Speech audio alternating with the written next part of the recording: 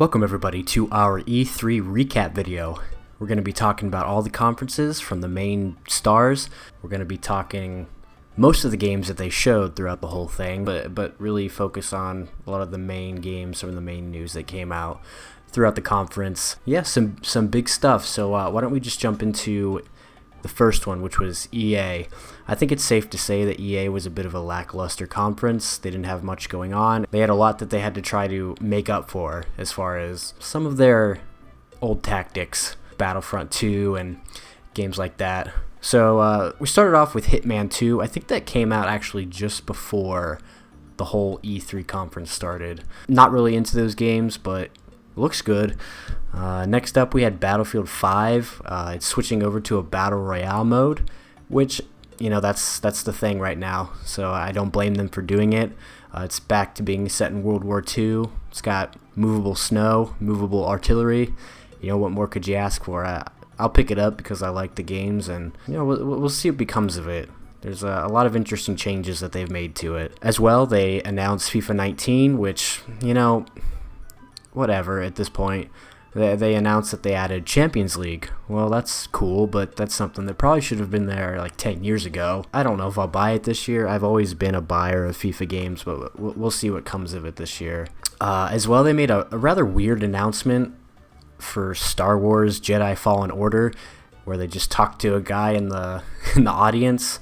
A very bizarre sort of scenario, and they didn't show gameplay. They didn't show anything, a release date, obviously, just that it's in development. So that was kind of really it for EA. Like I said, lackluster, kind of small, and not really where they would want to go with what they're trying to do after their hellacious year last year. But somebody who did bring it big was Microsoft. Microsoft really hit it out of the park. Tons of exclusives, and that's what they needed to do. They needed to really bring in the exclusive aspect to their games, because that's been kind of a problem lately. And they really brought it. Of course, they started off big with Halo. They're bringing it. They're not calling it Halo 6. It's Halo Infinite. Master Chief is coming back, and you know, it looks pretty. It looks good. I've never been one for Halo games, you know, and throughout this list, there's not a lot of things I've been a fan of, but it's cool for those that are excited for it. Halo is a big piece of Xbox and a big piece of gaming. As well, we have a game called Sekiro, which looks kind of cool. It looks like Microsoft's answer to Ghost of Tsushima from PlayStation, but it looks neat. I'm a little bit interested as well. We've got Metro Exodus, a release date for that, and some gameplay. It looks nice. I'd play it. As well, they announced Forza Horizon 4, which looks really nice. They're going to have weather conditions. And it's going to be online, so you can play co-op with your friends, race around with your friends.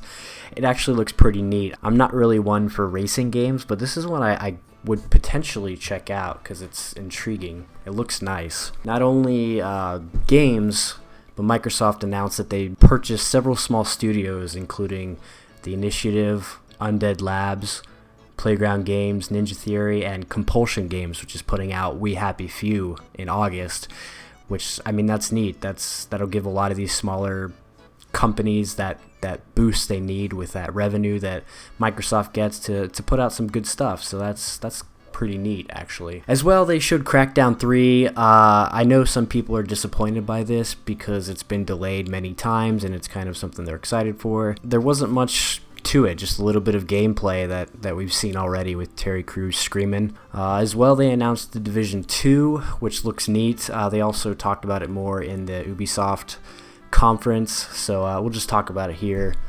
It looks good. It's set in Washington, and we'll see how that is. Didn't play the first one. And then as well, they talked about Game Pass, adding a lot of the new games the day they come out directly to Game Pass, which is neat.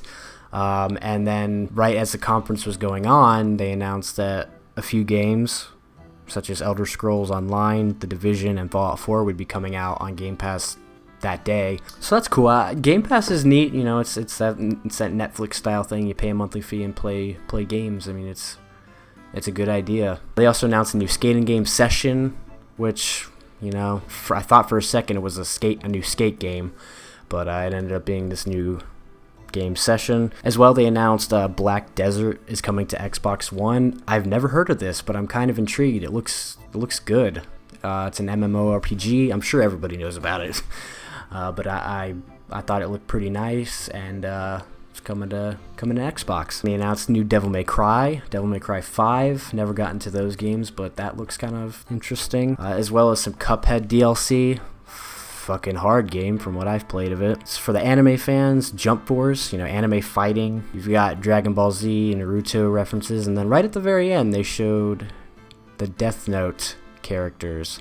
So if that's your thing. And one of the big ones, Gears 5. I know a lot of people are excited for that.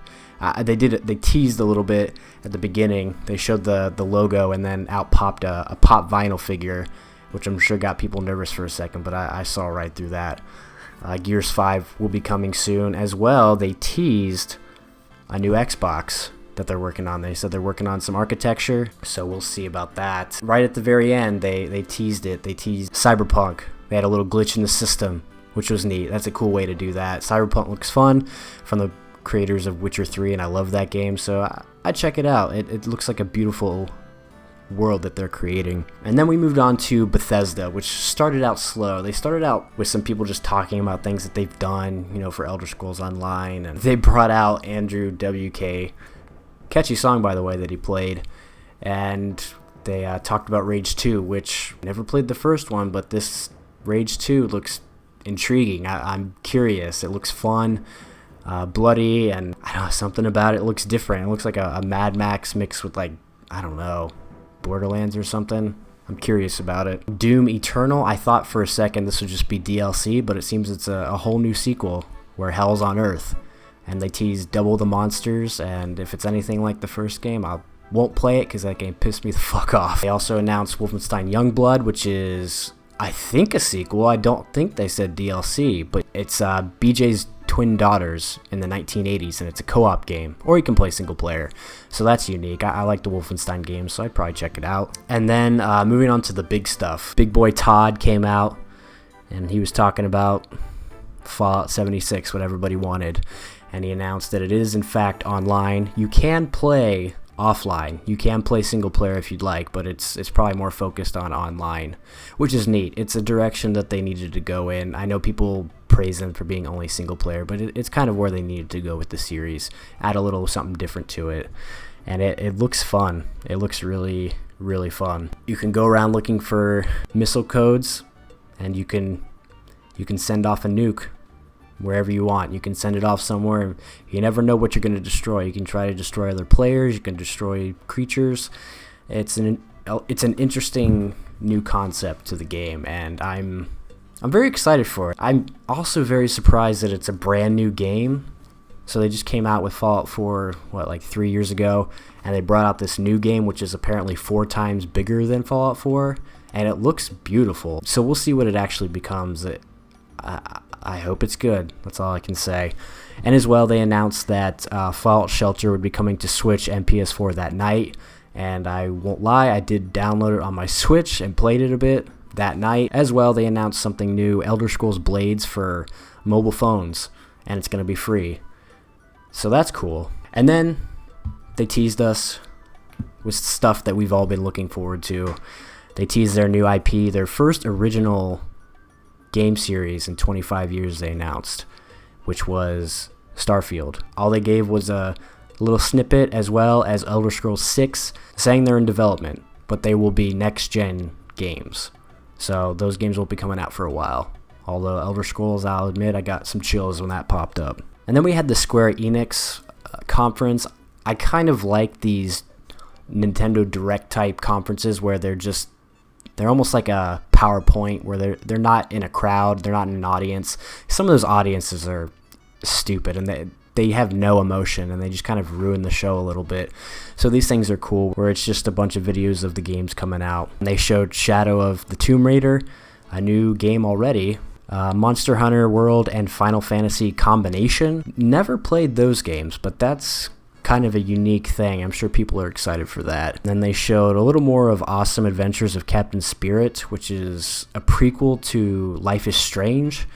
I'm not familiar with that, but it looks fun, it looks cute, and it's also free. There's a lot of free stuff they're talking about this E3. As well, Dragon Quest XI, Babylon's Fall, and then one that I'm curious about, Nier Automata, which is coming to Xbox. That looks neat. As well as Just Cause 4, again, another one to blow stuff up. I mean, I guess that's the fun thing about it. Quiet Man, which is you're playing as a deaf person. And then Kingdom Hearts 3 they teased a lot of, and all the new characters that are coming, Toy Story, Frozen. Gonna have Wreck-It Ralph in there. Interestingly enough, they didn't show any Final Fantasy VII. Now we have Ubisoft, them and their theatrics. They're one of those companies that just likes to make the whole thing theatrical. They announced Just Dance with this huge dancing sequence. And then they talked about Beyond Good and Evil 2, which looks really nice from what they showed, some pre-alpha gameplay. It looks really nice. And then our boy JGL came out and talked about fan interaction, how they're looking for people to make stuff for the game, for the community. And then they came out and talked about Trials Rising, and this guy was like the funniest guy of the whole conference. Trials Rising is a new Trials game coming to all consoles, including Switch, so that's cool. They talked about Donkey Kong Adventure DLC, and they played that score live while the video was going on. They talked more about Skull and Bones, which is very curiously similar to Assassin's Creed Black Flag. They took one of the better parts of that, which is the ship battle gameplay. I'm curious if it's only online and if it's only on the ships, like if you're never on land and there's no story or anything. So a few more questions I have about that one, but it looks really nice. And then they came out and talked about a game called Transference, and Elijah fucking Wood came out and talked about it. And it looks like a combination of VR and real life, like a movie and a video game in one. They came out and talked about Starlink, which is like a toy game, not my thing. And then they gave Shigeru Miyamoto a little toy of his own. I don't know, as like a sponsorship or something, because if it tells you to buy it, people are going to want to buy it. And then some For Honor DLC, if that's your thing. Some Crew 2, they showed that. And then they brought out Assassin's Creed Odyssey, which looks really nice, and they give you the option of being a man or a woman as the main character now, which I'm sure a lot of people will be happy about.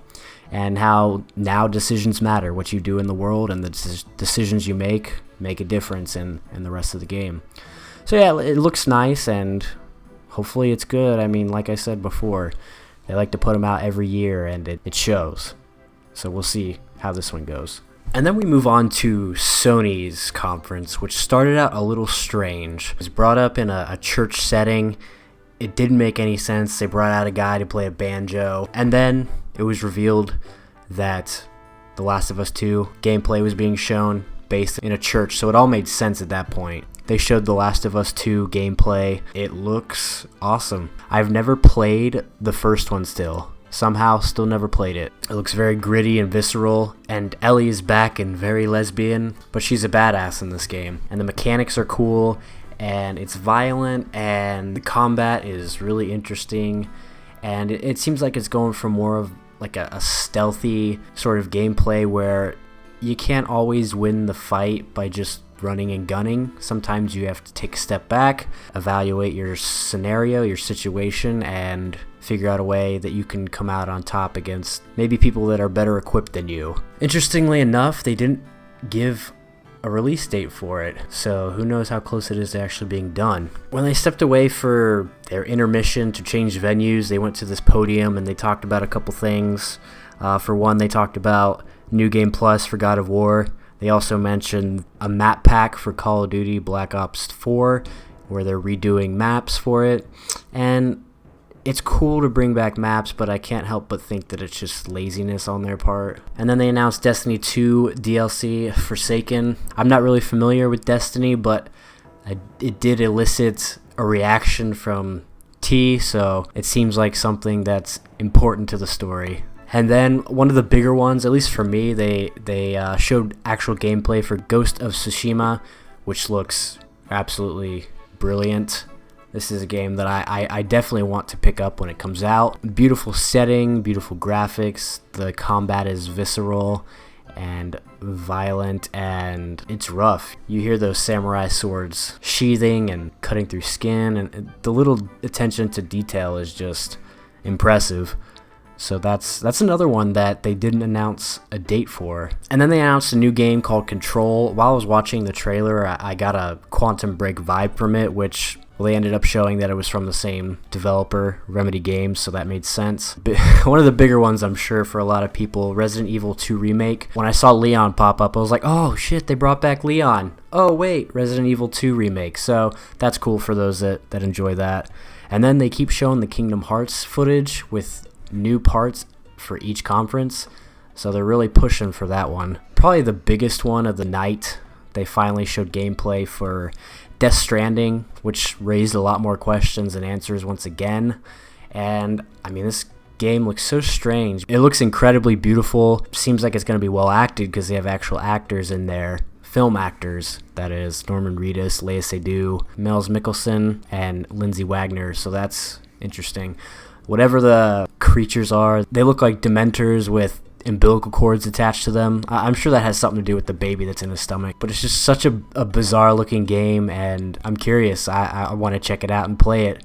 It looks really good. And then they announced something called Neo 2 real quick. So that, I mean, if that's your thing, cool. I don't know anything about it. And then lastly, they ended with more footage for Spider-Man. A lot more footage that actually is pretty impressive. It seems like there's going to be a lot of villains throughout the story, including Electro and Vulture and Rhino.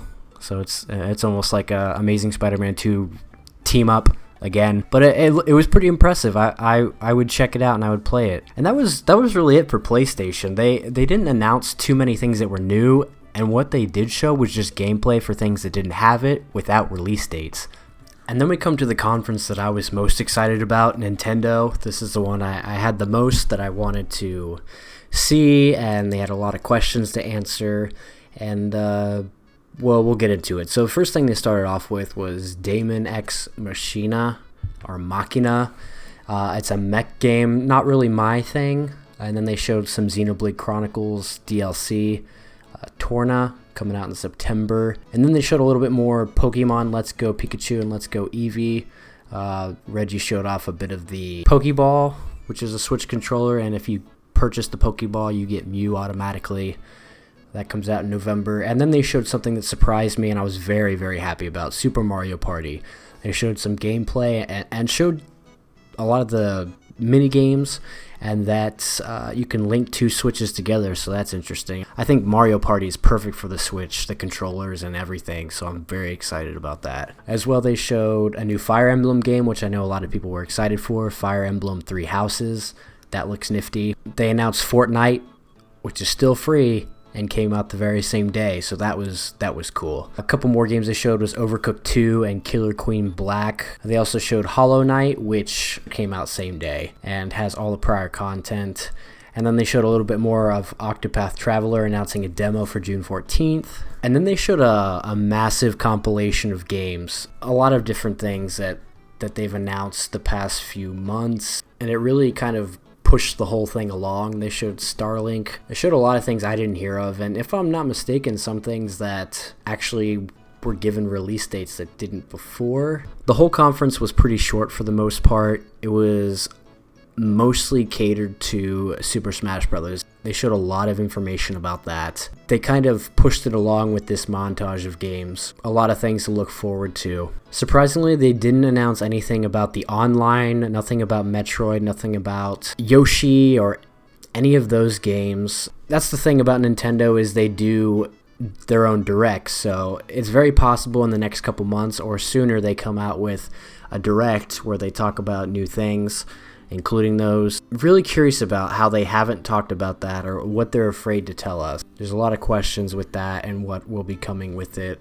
And then of course they announced Super Smash, going to be called Super Smash Bros. Ultimate, and it's going to have every single character that's ever been in a Smash before. The starting roster will start probably about as small as Smash 64, and then the unlocking process is streamlined.